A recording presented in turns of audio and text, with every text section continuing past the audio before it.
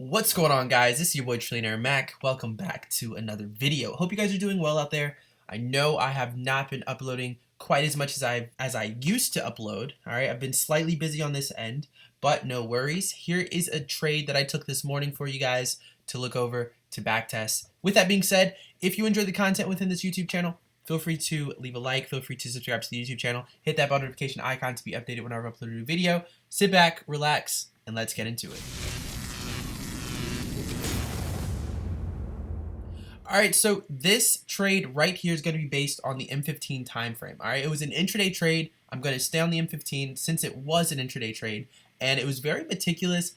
Low key, I wasn't going to take this trade, but I was comfortable with risking 1%, so I decided to take it. Now I am waiting for EURUSD to do something specific. Okay, so I did have a slight bias on this trade here. All right, I am looking for EURUSD to pull into a higher time frame zone that I have marked up on the H4. We're not going to go over that just yet. I'll wait for price to pull into that zone, and then I'll give you guys a video. Hopefully, I'll remember to drop it before it takes place. All right, so hopefully you guys can hop into that trade right along with me. Now, clients of mine, those individuals within the Telegram channel, you guys already know what's up. Those of you who are in my mentorship program, I hope you guys are ready for tomorrow. We have New York live trading session, as well as another webinar, which we will talk about the EURUSD trade idea on as well. All right.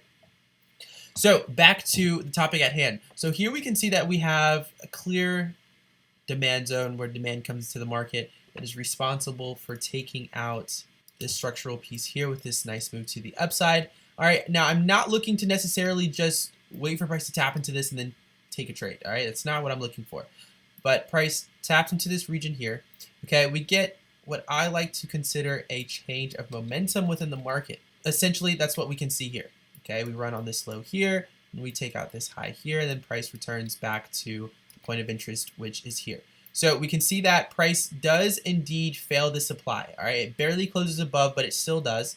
Okay, and basically we're essentially looking for what's responsible for taking out that supply. Well, it's this demand here.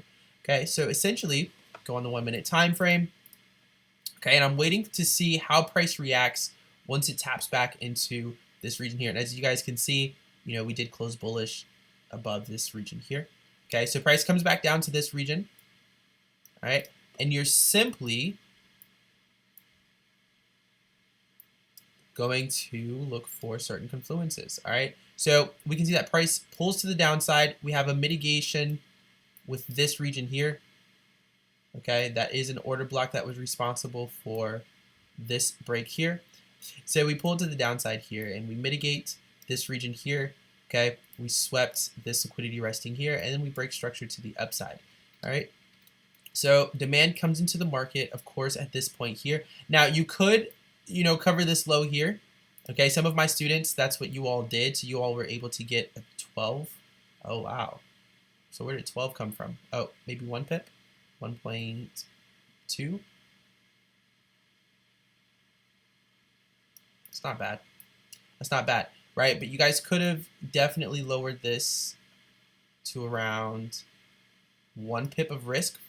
Okay, this would have been a 14.8% gain. All right. Either way you look at it, not a bad trade whatsoever. I risked 1.5 pips, so I was only able to collect 9.87% on this trade here. Target was just based on the M15 time frame. Okay, simply just this high here. All right. Now we could have targeted this high for sure. All right, but based on how things were playing out even with this area here, right? Because we see that price basically sweeps this region here,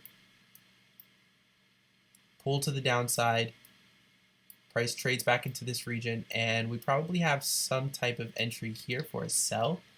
Now that I'm looking at the charts. Now, like I said before, I did have a bias. Okay, so I was looking for price to continue to push to the upside, really, which was my main confluence for taking this buy position. But a good sell opportunity was also taking place.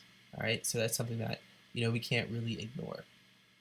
Let's get the 1 minute time frame to see if I would have entered a sell if I didn't have a bias.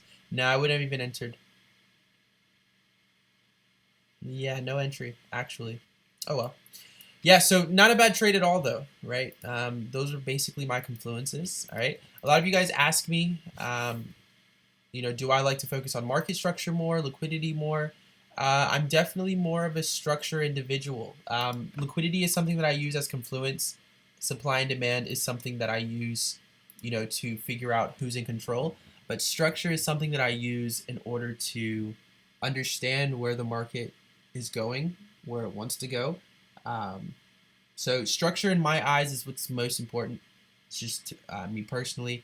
Supply and demand comes second. All right, I love to see who's in control along with structure, and then liquidity is something that I pay attention to. Essentially, for figuring out my higher time frame zones and my lower time frame entries, I'll use liquidity. All right, because I always like to enter, around a liquid area. All right. So with that being said, not a bad trade. 9.87% to win the day. I will be day trading live, so those of you who are part of my Telegram channel, you guys will be receiving my day trade tomorrow. Hope you guys are ready for that. That being said, I don't want this video to be too long. I feel like I say that every time, but I love to talk to you guys. Catch you guys on the next video. Much love.